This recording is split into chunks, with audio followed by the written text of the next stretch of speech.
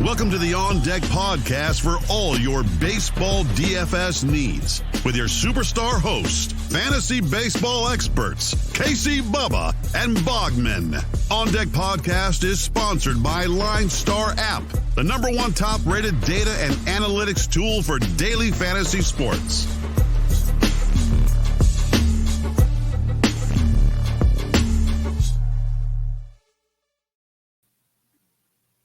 And welcome back, everybody, to another episode of the On Deck MLB DFS podcast brought to you by the wonderful people at LineStar Sports.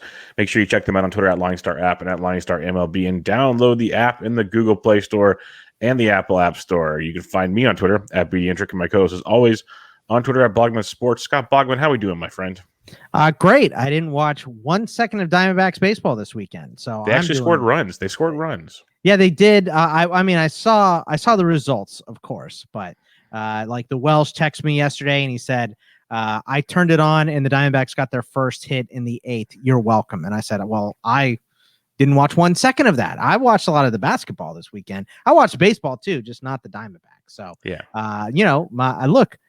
it's getting better and all that stuff. I couldn't get a hair appointment this weekend. Apparently, even the, cheap places are booked up through the weekend and everything. So everybody, I guess, was getting their haircut because it's so hot out here in Arizona. But good weekend because I didn't watch the Diamondbacks.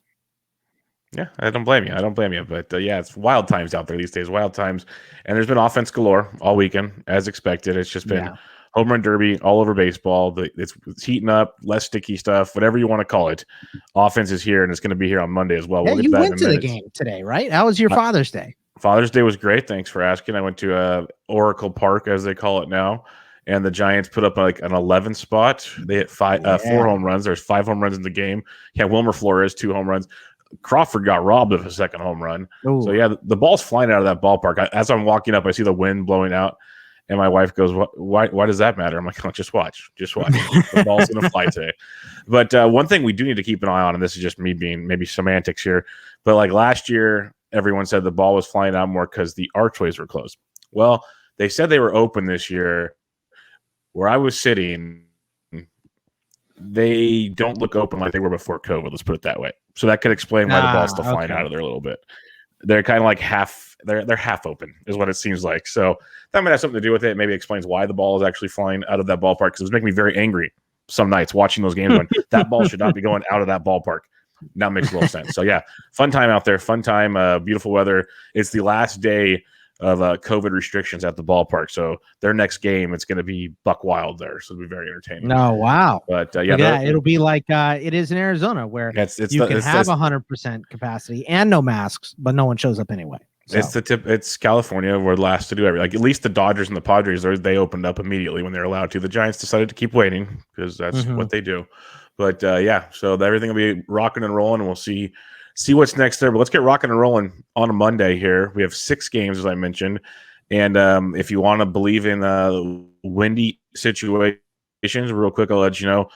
Blowing out hard to left field in Baltimore, and it's going to be in the 90s. So start out there. Good offense. Cleveland and Chicago, Wrigley Field, blowing in at 12 miles an hour from left field. Could be something to think about.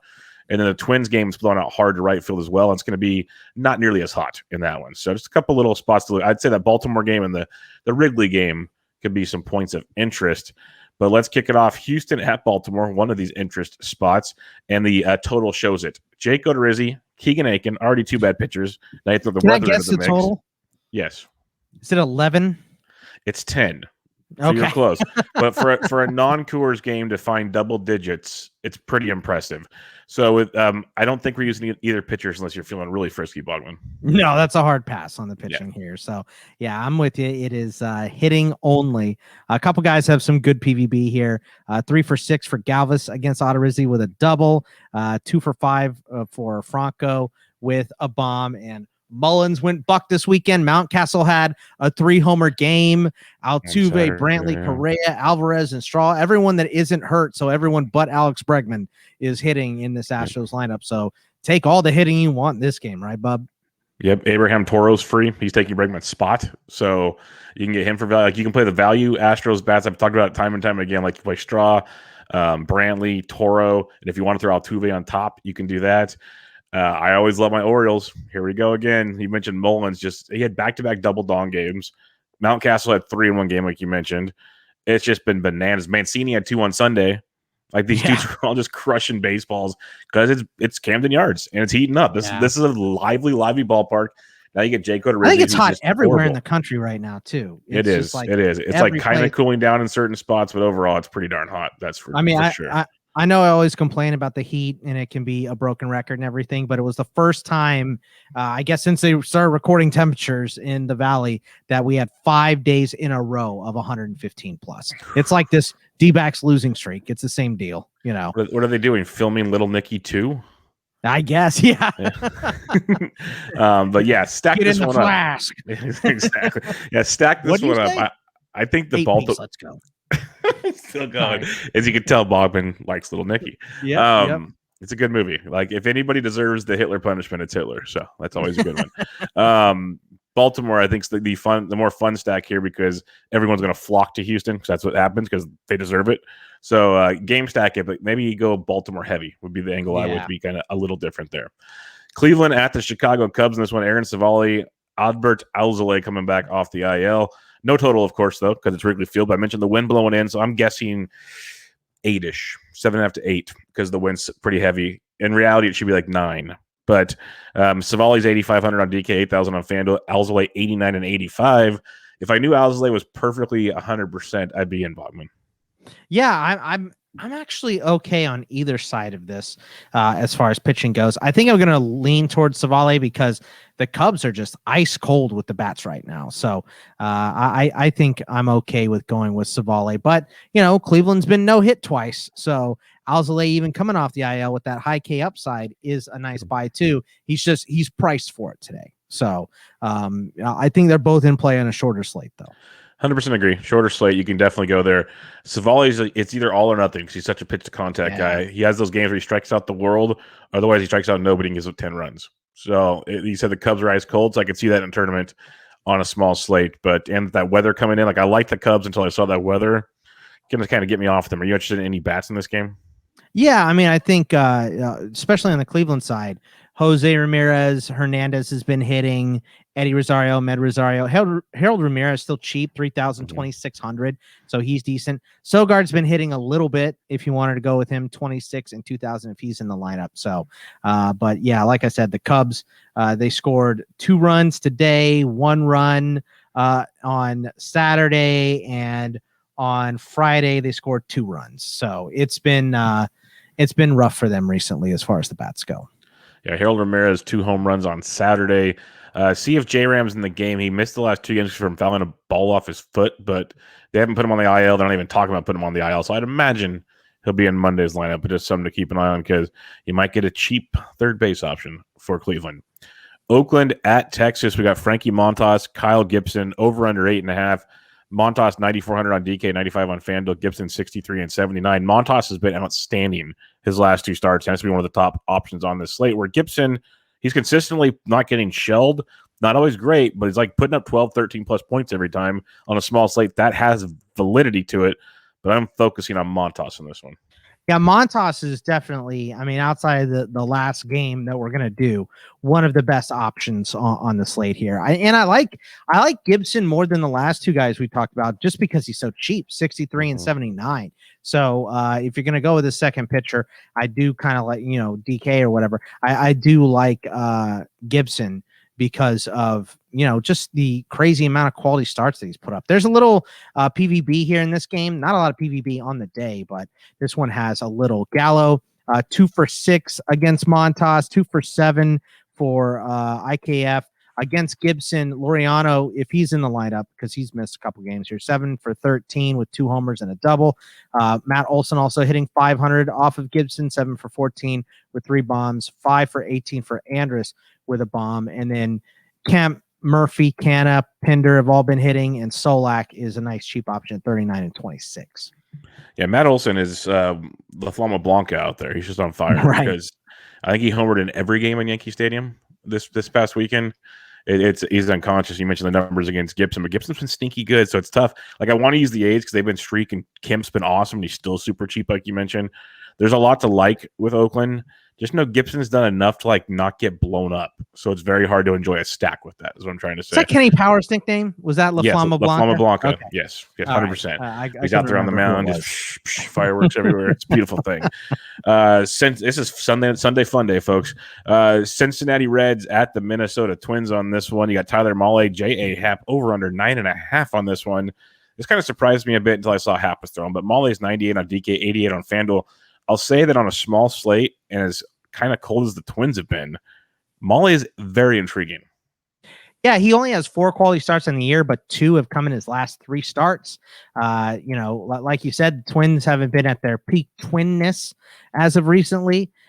So I'm a little in on Mahle, but I'm with his price. I think I'd rather go, like you mentioned, Montas before, and maybe even Gibson, just for the savings in that game. But decent bats here. Castellanos is 12 of 22 off of Happ.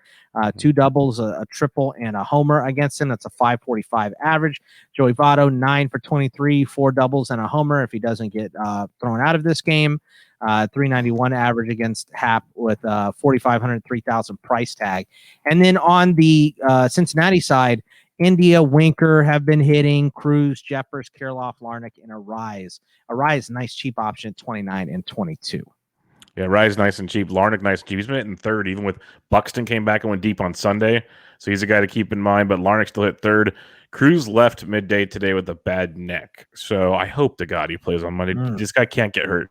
Just give him the stuff he liked in Texas. He'll be fine. So make that happen. But Casty versus a lefty, always in on that. Big fan there. Joey Votto, just the karma for what he did for that little girl in San Diego was outstanding. So give him some love as always. But I like the Reds. Give me the Reds versus a bad left-handed pitcher. They can thrive. I wish it was in Great American Small Park. That would help a lot. But I do like the Reds in this one. I think they'll be kind of popular. But again, Mahle, I like Montas more as well, just like you. I think if you guys want to be super contrarian, though, Mahle at like $400 more than Montas will be virtually unowned because everyone's going to go to Montas. So some to keep if you want to be super contrarian. If not, Montas is a great option. It's a phenomenal choice. Milwaukee at the Arizona Diamondbacks. Brett Anderson, Merrill Kelly. Now this is just the worst game on the planet. Over under 9.5. You got Brett Anderson who ticked all of us off his last time out against the Reds. Just shut them all down. Garbage, but way too many points. And then you have Merrill Kelly, who was good for a little while, not good again, but he's facing the Brewers coming out of Colorado with the Coors hangover, which is usually a recipe for success the first time back. I'm mind screwed on this one, Bogman, because I just want to play all of both sides of this offensively. Yeah, I mean, look, Anderson, like you said, good start last time, but he's been pretty miserable, but so are the Diamondbacks. So I get it if you want to start him. They did score some runs late in the game Sunday, but I mean, they still lost. So Kelly hasn't been good lately. It's Milwaukee, so I guess maybe if you want him to be in play, but bottom line is I'm just staying away from pitching in this game. Like you mentioned, Bub, it's hitting. And on, just a little PVB here, Reddick, 6 for 13 against Anderson with a double and 2 homers in his career. 4 for 7 for Escobar, 6 for 14 for Ahmed against Anderson. Marte and Peralta have been hitting for the Diamondbacks, but Urias, Willie Adames has become like an all-star since he went to the Brewers. It's crazy how well he's playing over there. Yelich is expensive, but I guess he can be in play too. So I don't know. I just kind of don't want anything to do with this game. And like I said before, I will not be watching 1 second of it. So it doesn't matter to me. Yeah, I'm going to find myself getting some Brewers love because I just think Merrill Kelly is that bad. So like Urias, Adames, Colton Wong's back. He's 47 on DK, only 28 on FanDuel. I like those kind of plays. Like I'm not breaking the bank. I'm not going Christian Yelich, who's still super expensive, even though he doesn't do anything. Vogelbach's always fun, but he goes into Coors Field, and we all got our hopes up, and he just didn't do it. So maybe he erupts in the desert. But mainly Urias, Adames, and Wong. Those are the 3 I kind of like. Merrill Kelly is not good. So I'm waiting for Milwaukee to do it. But Anderson, you're avoiding pitching. You talked down Arizona so bad. Could you ever make Anderson an SP2 on DraftKings? Yeah. Look, like I said, the Diamondbacks are miserable. If you want Anderson to be in play, that's it's more than fine. Like I said, Diamondbacks have been terrible. So absolutely 17 games in a row, and they haven't scored a ton of runs in that stretch either. So yeah, I mean, he could definitely be in play. But for me, I just don't trust Anderson. Once again, former Diamondback, by the way. I don't trust Anderson. Kelly's been bad, and I don't trust the hitting really on either side. So for me, this game just kind of sucks overall. Gotcha. Last game of the evening, Los Angeles Dodgers at the San Diego Padres. Julio Urias versus Yu Darvish. Over under Bogman. Yes. Urias Darvish over under. 6.5. Bingo. 6.5 on this one. Right. Urias 9,100 on DK, 9,000 on FanDuel. Darvish 10-2 and 10,000. The Dodgers bats, they woke up against the Diamondbacks, but prior to that have been kind of cold. Padres bats have been really cold. So are you going pitchers in this one? What are you doing here? I mean, if you're going to pay up for somebody today, pay up for Darvish, right? Yeah. So, even against the Dodgers, they're not at peak Dodgerness right now. So, I think you can pay for him. Also, Urias, like you said, it's been weird with these bats for San Diego recently, and Tatis. I mean, I know he's supposed to be in the lineup today, and while my phone is copying everything I say when I wasn't touching it at all. He's supposed to be back on Monday. Yeah. He's supposed to be back, but. We'll see. Who knows about that? And is he 100%? So you could start either side. I think these are the two best options today. It's kind of tough to decide on which side you want. I think I'd just go with Darvish. But those two are in play. Montas, those are probably like your three real options today. If you want to put Molly in there, okay, that's fine with me. But I think those are the three real options as far as like SP1s go today. No, I get it. Who would you be stacking? Because I'm not using bats in this game. I know they're both good teams. Anything can happen. But I respect both pitchers enough. And the Padres they're not good right now. It's really, really weird. So where are you looking to stack up tonight? I mean, Houston versus Baltimore is probably the most stackable game. After that, maybe Reds against Hap. And if you want, I don't trust either side of the ball in this game, but if you want to stack Diamondbacks against Anderson or stack Brewers against Kelly, I get it. So they're in play. I don't know if there's really a lot of stacks outside of that. Yeah, we're on the same page there. I think that Baltimore game's the big one. But I think I'm assuming most will see that just because the weather, two bad pitchers, two powerful offenses. It screams production. So Baltimore, Houston is where we want to go. But then I'm with you on the Reds. Big fan of Reds versus any lefty. And then Arizona, Milwaukee. So we're kind of on the same page here on attacking this one. We'll kind of, I guess, play the ownership game on Monday and see where that all goes. But what you guys should do on Monday is after you listen to this podcast, go to iTunes and give a rate and review. We'd really, really appreciate it. A good 5-star maybe. That'd be cool. Constructive criticism. That'd be great. Cool with that too. Whatever you want to do. But if you'd rather watch us instead of just listen to us through your earbuds in your phone, go to the LineStar YouTube channel. You never know what you're going to get. I'm just going to throw it out there. Got my cat captain today. He just was not taking no for an answer. Jumped through the little, obstacle course I set up for him and stuck his face right in my face. So, yeah, face to face with a cat on the LineStar YouTube channel. You can't make this up, guys. You got to check it out. So go do that. And last but not least, follow LineStar on Twitter at LineStar app and at LineStar MLB because they tweet out a lot of great content, lineups, home runs, news, all kinds of cool stuff. But they also tweet out the home run calls of the day from Bogman Sports, myself, and Ryan Humphreys. And if you retweet, 3 lucky retweeters will get chosen to pair up with each of us. And if our home run hits, you get some free swag. And last week, there was at least one every night, sometimes 2 a night between the 3 of us. Like there was a lot of free swag. Yeah. Like I'm afraid we're going to get an email about like stuff coming up, but right now there's like a lot of free swag going out. So I'd highly recommend checking that out. LineStar app on Twitter. But with that being said, Bogman, for Monday, June 21st, which is the first day they're supposed to be regulating the sticky stuff. Oh, that's right. Who's your home run call of the day? Give me Casty. Give me Nick Castellanos against Jay Happ. I mean, Happ is just rough. So Casty can take him yard for sure.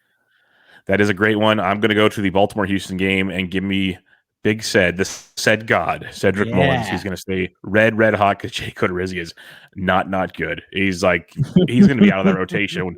When the Astros are all healthy, Odorizzi might be bounced. So it's pretty bad. So you're going Nick Castellanos, always a great call versus a lefty. I'm going to go with Cedric Mullins. There's going to be like 7 home runs hitting that game, at least, between the two teams. It's going to be bombs away. And if that game ends like 3-2, I'm going to be so bitter. And it's the first game of the night. Tomorrow night's podcast is going to be awesome. Just going to throw it out there. So make sure you give a rate and review now because you have that on tape. But with that being said, follow Bogman on Twitter at Bogman Sports. I'm at BDentric. Good luck on your Monday. We'll be back with you on a big slate for Tuesday. Yep. See ya. Thank you for listening to the LineStar app On Deck podcast. Download LineStar app from the App Store or go to linestarapp.com for all your DFS baseball needs. If you love the On Deck podcast, support KC, Bubba, and Bogman by rating and subscribing. Good luck.